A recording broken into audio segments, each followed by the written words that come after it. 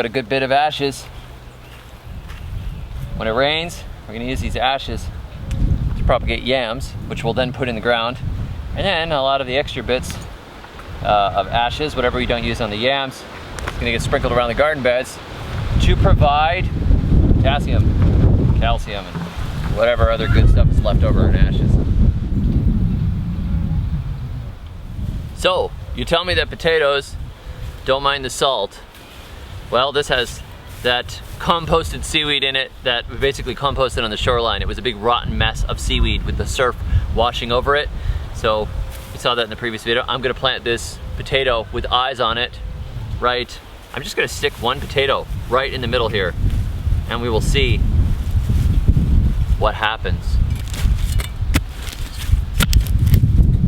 It's gonna be a very well-fed potato.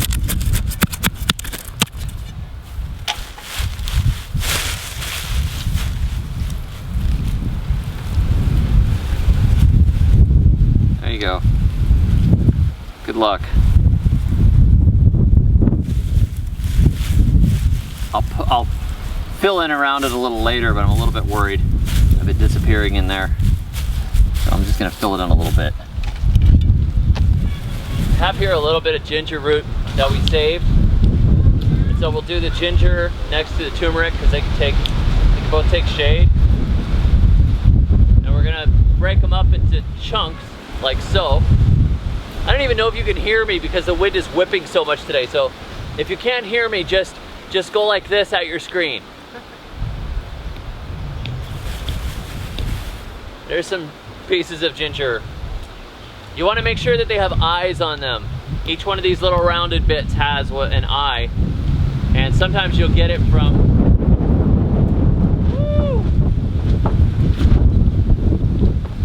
Sometimes you get it from China now, and the eyes have all been scrubbed off so they don't sprout. You don't want that. You want them to look like undamaged edges instead of chewed up bits.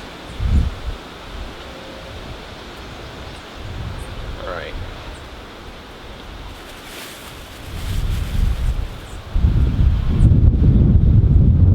Now we just plant them like we planted the turmeric. Punch holes in the ground, stick in a piece of ginger.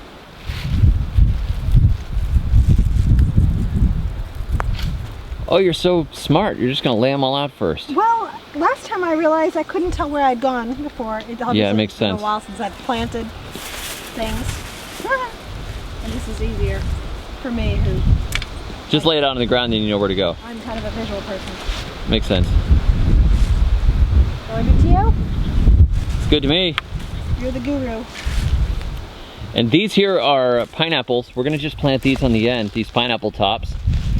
They'll take some time to produce pineapples, but hey, why not? Probably a root here or something. All our best efforts to loosen the soil, and it's still quite our hard, broadfork really. is being borrowed by a friend of mine right now, and he's supposed to have brought it back to me, but it hasn't come back yet. So just waiting for that broadfork. That's the way to really loosen deeply. It would have worked this soil over a lot better. These pineapple tops here have been sitting around for a couple of weeks, but I have actually left them sitting around for months and still had them turn around and be quite plantable and quite happy. You can take the top off of any pineapple and stick it in a pot.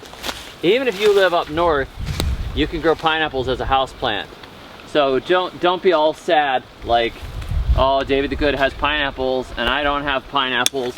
And I hate myself, my life is meaningless.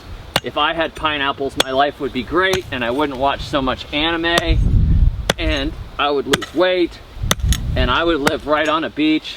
No, you can plant pineapples and fix every problem that you've ever had just overnight. They're a lot like, if you think of anime, they're not like Neon Genesis Evangelion, because that didn't make any sense. This friend that liked to watch anime, and he told me it was really artistic and great. Not gonna mention his name.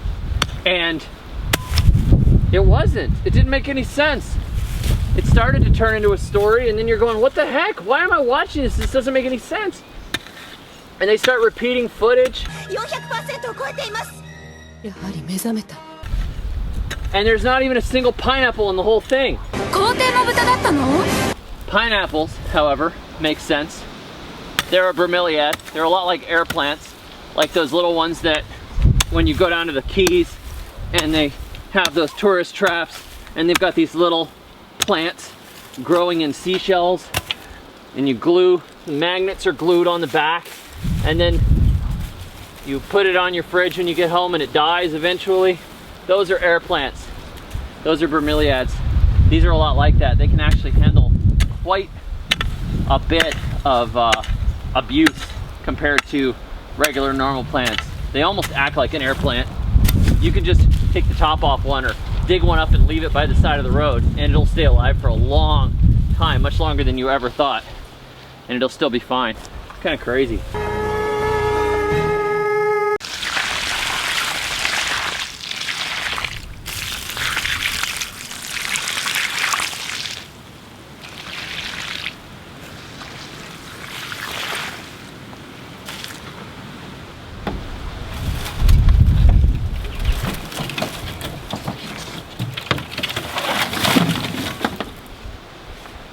I think I just found an herb garden.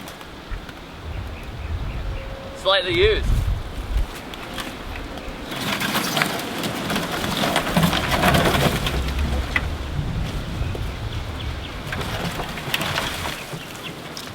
Pinterest postable.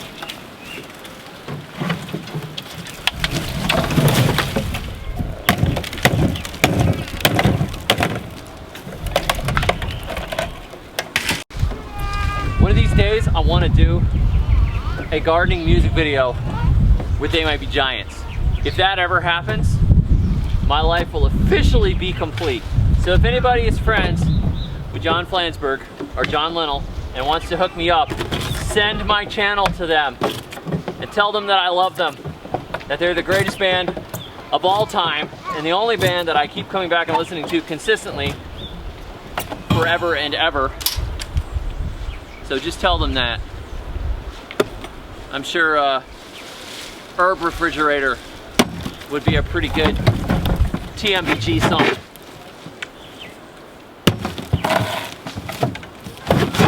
And if you don't listen to They Might Be Giants, you'll have to look up the channel Particle Men and start listening to them.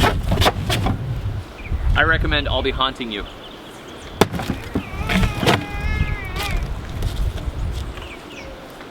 You want tools that are so tough they can be used in completely inappropriate fashion.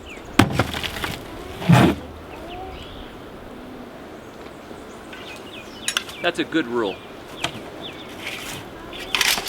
Got my wire cutters. Oh, my wire cutters aren't working. Ah! Ah! There we go. That's science. A fascinating possibility.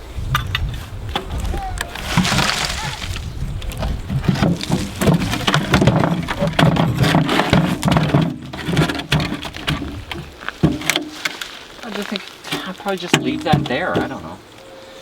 Or maybe I'll hit it with the thing. You can always hit it with the thing. The thing! The thing is powerful. You can buy this thing on eBay. That's where I got mine. Had it on eBay.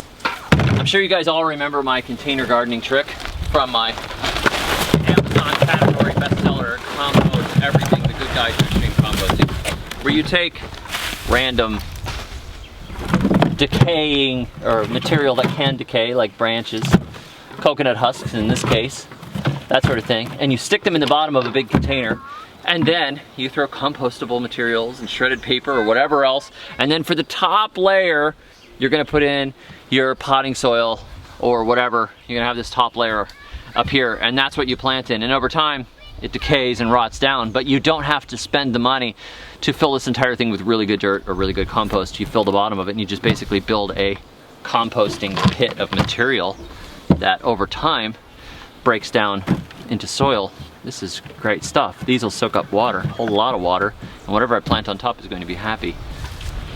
Some compost from the kitchen. Who cares? It's going in the bottom. Never know about it. Dogs will probably eat some of it tonight if I don't cover it, but who cares? Dogs are hungry. This material here, there's some potting soil in here for some reason, but this material here is compost that we just came over here and we just threw stuff on the ground, and I was trying to make a bin, and the ground was so heavy and hard and everything, I couldn't manage to pull it off. So I'm gonna take this and stick it in my new, beautiful, Pinterest-worthy herb bed. Hey buddy, would you help me out a smidge? Nothing big, dog, just give me your old fridge. Or if you like, I'll wait until you toss it by the curb. I need it real bad so I can grow up my herbs. I got oregano or marjoram, can't tell them apart. I got some basil and thyme for a real good start. Some weird local stuff too, I don't even know.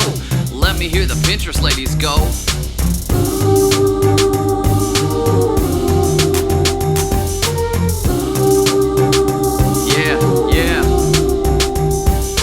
Pinterest postable repository of compostables. When you're done recycling, you know it's toast postable. David the Good, oh, he's so blog postable. And his herb chicken is mad slow roastable. So let me hear the Pinterest ladies go. Let me hear the Pinterest ladies go. This rotten cotton thing. Stick that in there too. We'll just put the soil on top of that and see what happens. Have you ever had this happen? Believe it or not, we bought the bag of onions with this one in it on purpose. Because you can plant these and then you can just snip the tops and you can have green onions forever. You can just keep it going and going and going. And it's really nice. So we're gonna plant this here.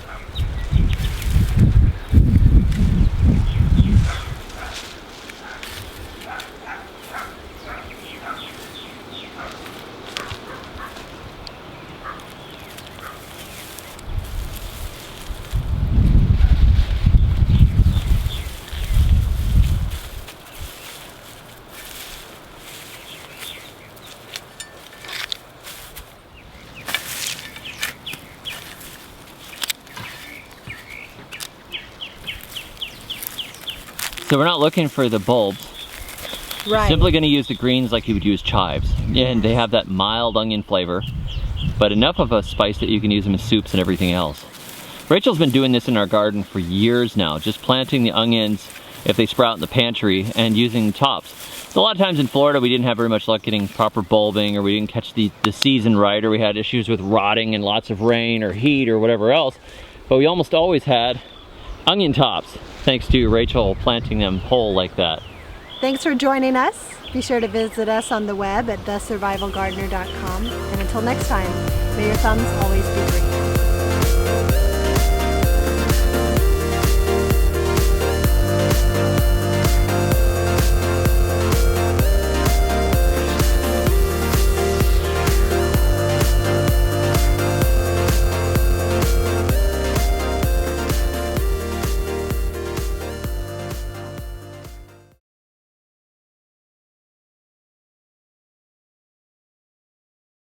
Whatever other good stuff is left over in ashes.